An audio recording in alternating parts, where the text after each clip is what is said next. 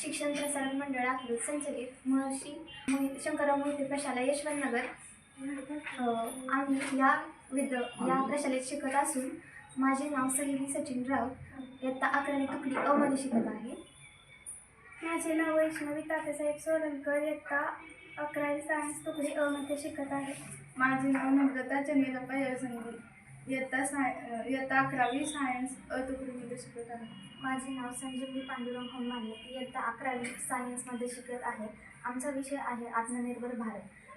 आत्मनिर्भर भारत ही संकल्पना पंतप्रधान नरेंद्र मोदी यांनी 2020मध्ये कोविड-19 या महामारीमध्ये मांडली आहे. आत्मनिर्भर भारत म्हणजे स्वावलंबनाची जाणीव व विकासासाठी देशाने स्वतःच्या क्षमतेवर विश्वास ठेवून आत्मनिर्भर होणे.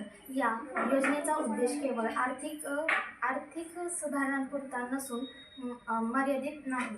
आमचा विषय आहे कचरा व्यवस्थापन. कचरा व्यवस्थापनाचे महत्त्व म्हणजे पर्यावरण संरक्षण व सार्वजनिक सुधारणा व प्रदूषण कमी करणे किंवा संसाधनांचा पुनर्वापर करून नवीन रोजगार तयार करणे व पुढील पिढीसाठी स्वच्छ व निरोगी जग तयार करणे. कचरा विल्हेवाट लावणे म्हणजे कचरा संकलित करणे, त्यावर प्रक्रिया करणे, पुनर्वापर करणे किंवा नष्ट करणे होय. योग्य विल्हेवाट लावल्याने प्रदूषण कमी होते आणि पर्यावरणाचे संरक्षण होते. कचरा विल्हेवाटीच्या मुख्य पद्धतींमध्ये लँडफिल, जाळणे आणि पुनर्वापर यांचाही समावेश होतो.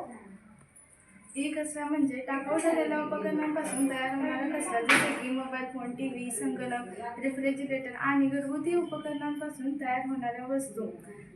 कचऱ्याचे विल्हेवाट लावल्यास मानवी आरोग्यास आणि पर्यावरणास धोका निर्माण होऊ शकतो.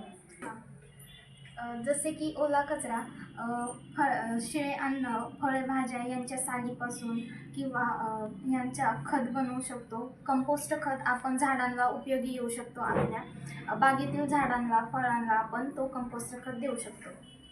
सुका कचरा प्लास्टिक, काच, धातू ह्या कचऱ्याचा पुनर्वापर करण्यासाठी आपण नगरपालिका किंवा पुनर्वापर करणाऱ्या कंपन्यांकडे देऊ शकतो. विशिष्ट प्रकारच्या प्लास्टिकचे विल्हेवाट लावण्याची व्यवस्था स्थानिक प्रशासनाकडे असू शकते. कचऱ्यापासून कला आणि हस्तकला, जुन्या आणि टाकाऊ वस्तूंपासून नवीन आणि आकर्षक वस्तू तयार करणे. प्लास्टिकच्या बाटल्या, जुने कपडे, रद्दी पेपर यांचा वापर सजावटींच्या